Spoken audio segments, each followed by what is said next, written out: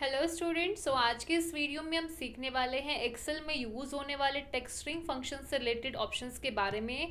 तो हम इनको प्रैक्टिकली समझेंगे किस तरह से इन फॉर्मूला का यूज़ किया जाता है, कहाँ पर, किस तरह की वर्क के लिए। तो विदाउट एनी वेस्टिंग टाइम हम लोग स्टार्ट करते हैं। तो there is a first function that is upper. तो बेसिकली अपर फंक्शन का जो यूज़ होता है वो किसी भी स्मॉल यानी लोअर केस में जो भी लेटर्स आप लिख चुकी हो, जो भी वर्ड आपने लिखा है उसको कैपिटल में कन्वर्ट करना चाह रहे हो, उस केस में हम लोग यूज़ करेंगे अपर। इसी तरह से सेकंड हमारा जो फंक्शन हम यूज़ करना सीखेंगे वो सीखेंगे हम लोअर के लिए, जो कि अपर का बिल्कुल अपोजिट होगा। यानी कि इसमें क्या होगा कि आपको कैपिटल में वर्ड्स दे रखे हैं, अब आप उसको लोअर में चेंज कर सकते हो, लोअर केस में चेंज कर सकते हो, यानी कि स्मॉल लेटर में चेंज कर सकते हो। तो चलिए प्रैक्टिकली समझ लेते हैं दोनों ही फंक्शन की यूज़ को। तो पहले हम समझ लेते हैं अपर केस में चेंज करना है, तो इसके लिए हम फंक्शन यूज़ करेंगे अपर। टेक्स्ट आप सिलेक्ट कीजिए, ब्रैकेट क्लोज एंड एंटर। तो आप देख सकते हैं कि आपका जो वर्ड है ये आपका जो स्मॉल लेटर में आपने वर्ड्स लिखे थे वो अपर केस में चेंज हो गए हैं। और अगर आपके पास ऑलरेडी अपर केस में वर्ड दिया, उसको आपने लोअर केस में चेंज करना है, तो फंक्शन आप चेंज कर देंगे किसमें, लोअर में। टेक्स्ट सेलेक्ट कीजिए, ब्रैकेट क्लोज एंटर। तो आपका जो गिवन अपर केस वर्ड था वो उन्होंने लोअर केस में चेंज कर दिया। तो इस तरह से हम अपर एंड लोअर वर्ड का यूज़ कर सकते हैं केस चेंज करने के लिए, यानी कि उनकी स्मॉल या कैपिटल में चेंज करने के लिए। ठीक है, तो चलिए नेक्स्ट फॉर्मूला समझ लेते हैं। नेक्स्ट फॉर्मूला में दिया गया है दैट इज प्रॉपर। अब इनका अपोजिट हो जाएगा लोअर, अपर का अपोजिट हो गया लोअर, है ना। लेकिन व्हाट इफ अगर आपका जो टेक्स्ट है वो नॉर्मल फॉर्म में लिखना हो, यानी कि आपके पास अनअरेंज टेक्स्ट दिया गया है जिसमें अपर का लोअर का कोई सिस्टम नहीं बना हुआ, आप उसको प्रॉपर फॉर्म में कन्वर्ट करना चाह रहे हो, उस केस में हम लोग फंक्शन यूज करेंगे प्रॉपर का। जैसे कि मान लीजिए आपके पास यहाँ पे वर्ड दिया हुआ है चौधरी कंप्यूटर्स, ठीक है, वर्ड दिया हुआ है ये वाला। अब इसमें क्या है, ये प्रॉपर केस में क्यों नहीं है, बिकॉज ऑफ कि एक लेटर एक वर्ड तो ठीक है कि उसमें कैपिटल वर्ड यूज़ किया फर्स्ट वाला, देन अदर नॉर्मल वर्ड्स हैं, लेकिन सेकंड वर्ड कंप्यूटर्स में सी आपको स्मॉल में दिया गया, यानी कि वो लोअर केस में लिखा हुआ है। अब मुझे इन दोनों वर्ड को ही चेंज करना है प्रॉपर केस में। उस केस में हम लोग फंक्शन यहाँ पर यूज़ करने वाले that is proper. Text select कर लेंगे, ब्रैकेट क्लोज एंड एंटर। तो अब क्या हुआ कि आपका जो टेक्स्ट है वो प्रॉपर केस में चेंज हो गया। क्लियर है। तो अपर केस में चेंज करना पता लग गया सबको, लोअर केस में भी चेंज करना आ गया होगा I think, and proper case तो हम सीख ही चुके हैं। बढ़ते हैं अगले फॉर्मूला की तरफ। तो नंबर 4 फॉर्मूला इज लेन। तो बेसिकली इस फंक्शन का यूज़ जो किया जाता है, जो भी टेक्स्ट आप लिख रहे हो उसमें करेक्टर काउंट करने के लिए कि कितने करेक्टर उस टेक्स्ट को लिखने में यूज़ हुए हैं। तो नंबर ऑफ करेक्टर काउंट अगर आपने करना है तो हम लोग लेन फंक्शन यूज़ करते हैं। तो कैसे यूज़ होगा वो भी हम सीख लेते हैं। तो इसमें मैंने एक वर्ड लिया हुआ है शिवानी, और मैंने चेक करना है शिवानी वर्ड को लिखने में कितने करेक्टर यूज़ हो। तो मैंने फंक्शन यूज़ किया लेन। आप उस वर्ड को सिलेक्ट कर लेंगे या लिख भी सकते हैं उस वर्ड को, बट मैंने ऑलरेडी टाइप किया इसलिए मैंने लिखा नहीं, मैंने उसको डायरेक्ट सेलेक्ट कर लिया। जैसे आप एंटर प्रेस करते हैं तो आपको दिखेगा कि उस लेटर उस वर्ड को लिखने में आपको टोटल 7 करेक्टर यूज़ किए हैं, तो वो 7 आंसर दिखा रहे हैं। क्लियर है।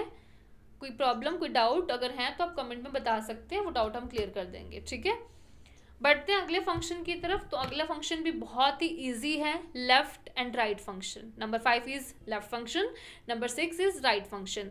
तो इन दोनों फंक्शन का भी काफ़ी बार यूज होता है, तो मैं एक बार आपको एक्सप्लेन कर देती हूँ। सबसे पहले हम डिस्कस कर लेते हैं लेफ्ट फंक्शन का। तो लेफ्ट फंक्शन का यूज़ का मतलब है कि आपने कोई भी टेक्स्ट लिखा हुआ है, उस टेक्स्ट के लेफ्ट साइड से आप कितने करेक्टर लिखाना चाहते हो, कितने करेक्टर शो करना चाहते हो, उसके लिए हम लोग लेफ्ट फंक्शन यूज़ करेंगे। अगर वही कंडीशन आपने राइट में चाहिए, सपोज यहाँ पे उन्होंने एक एग्जांपल दे के उन्होंने एक वर्ड लिखा है कंप्यूटर, और वो चाहते हैं कि उन्हें कंप्यूटर वर्ड में लेफ्ट साइड के 3 करेक्टर दिखाने हैं सिर्फ। तो जब आप फंक्शन लगा के रिजल्ट निकालेंगे तो आपको गिवन वर्ड का ही जितने करेक्टर आपने बोले उतने करेक्टर ही रिजल्ट में दिखाएगा। यही सिचुएशन अगर आप राइट के साथ करना चाहते हैं तो सेम आप राइट के साथ भी कर सकते हैं। अगर आप चाहते हैं कि राइट साइड के इतने वर्ड दिखाएं तो राइट साइड का भी सेम चीज़ आप जो है वो अप्लाई कर सकते हो फंक्शन राइट लगा के। क्लियर है। तो हम प्रैक्टिकली समझें इसको। चलिए स्टार्ट करते हैं। तो यहाँ पर मुझे एक नाम दिया गया है, चलिए हम इसी पे ट्राई कर लेते हैं कि शिवानी एक नेम दिया हुआ है, और यहाँ पर मैं चाहती हूँ शिवानी के जो है लेफ्ट साइड से मैंने काउंट करने हैं 2 लेटर्स। सबसे पहले हमने फॉर्मूला अप्लीकेबल किया। आप हमेशा ध्यान रखें जब भी आप एक्सेल में फॉर्मूला अप्लाई कर रहे हो ना, तो सबसे बेस्ट चीज़ पता है क्या एक्सेल में, कि आप जो भी फंक्शन अप्लाई करते हो तो आपको हेल्प के लिए नीचे वो नोटिफाई कर देता है कि आपने अपना एक सिलेक्शन किस चीज़ की करनी है। इससे आपको ज़्यादा आइडिया हो जाता है उस फंक्शन को अप्लाई करना कैसे है। तो हमने लेफ्ट फंक्शन अप्लाई करना है। अब उन्होंने नेक्स्ट हमें क्या इंडिकेट किया है कि हमें नेक्स्ट चीज़ क्या सिलेक्ट करनी है, जो भी टेक्स्ट सेलेक्ट किया, कोमा। अब हमसे पूछा जा रहा है नंबर करेक्टर, कि आपने लेफ्ट तो सेलेक्ट कर लिया कि लेफ्ट साइड से चाहिए, बट कितने करेक्टर चाहिए, उतने नंबर ऑफ करेक्टर आप यहाँ पे टाइप कर दो। जैसे ही ब्रैकेट क्लोज करके एंटर करेंगे तो आपको उतने ही करेक्टर उसमें शो करके दिखा देगा। ईजी है, बहुत ईजी है ना। अब यहाँ पे मैं एक नेम ले लेती हूँ, पारुल। अब मैं चाहती हूँ कि मुझे ना इसका राइट साइड से सिर्फ एक करेक्टर लिखना है, ठीक है। तो मैंने यहाँ पे क्या लगाया, डायरेक्शन यूज़ किया राइट, टेक्स्ट हम उठा लेंगे, कोमा, जितने भी कैरेक्टर आपको चाहिए, मुझे नंबर 1 कैरेक्टर चाहिए तो मैंने यहाँ पे 1 टाइप कर दिया, एंटर करेंगे तो वो आपको कैरेक्टर 1 ही दिखाएगा। तो इस तरह से हम लेफ्ट राइट के फंक्शन का यूज़ करके किसी भी टेक्स्ट से लेफ्ट राइट का कितने भी कैरेक्टर जो है अपने अकॉर्डिंग, रिक्वायरमेंट के अकॉर्डिंग शो कर सकते हैं। सभी को क्लियर है? कोई डाउट इस पॉइंट पे? होप सो नहीं होगा। नेक्स्ट फंक्शन की तरफ बढ़ेंगे बिना देर के। Number 7 function is trim. तो बेसिकली इसकी काफ़ी ज़्यादा रिक्वायरमेंट होती है। ये कब रिक्वायरमेंट होती है, जब हम मैक्सिमम डाटा बहुत ज़्यादा एंटर कर लेते हैं।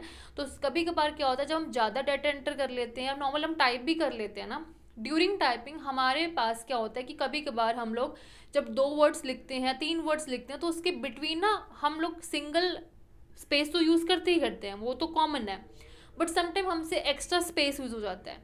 तो किसी भी वर्ड के बिटवीन जो एक्स्ट्रा स्पेस आती है उसको हटाने के लिए we are using trim function. तो चलिए इसको प्रैक्टिकली समझ लेते हैं। जैसे हमारे पास यहाँ पे गिवन है कशिश बत्रा। अब यहाँ पे आप देख सकते हैं जो ये स्पेस दिया है ना, वो सिंगल स्पेस नहीं है, डबल स्पेस दिया गया है, ठीक है। अगर मुझे स्पेस को हटाना है, मतलब उसको नॉर्मल करना है, तो उस केस में हम लोग यूज़ करेंगे यहाँ पर ट्रिम फंक्शन का। ट्रिम यूज़ किया, ब्रैकेट हम स्टार्ट करेंगे, जिस भी टेक्स्ट को आपने सेलेक्ट करना है, जो भी सेल आपने यूज़ करना है, उसको आप सिलेक्ट करके एंटर करेंगे। तो कशिश बत्रा जो नेम था उसके बिटवीन जो एक्स्ट्रा स्पेस था वो ऑटोमेटिक क्या हो गया, ट्रिम हो गया।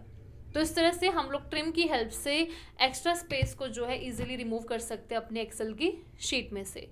तो ये थे फॉर्मूलाज जो कि एक्सेल में यूज़ होते हैं, टेक्स्ट स्ट्रिंग रिलेटेड फंक्शंस से बहुत इंपॉर्टेंट रहते हैं और हर जगह पर यूज़ भी किए जाते हैं। तो आप भी प्रैक्टिकली अप्लाई कीजिए और प्रैक्टिस कीजिए इन फंक्शंस की। Thanks for watching.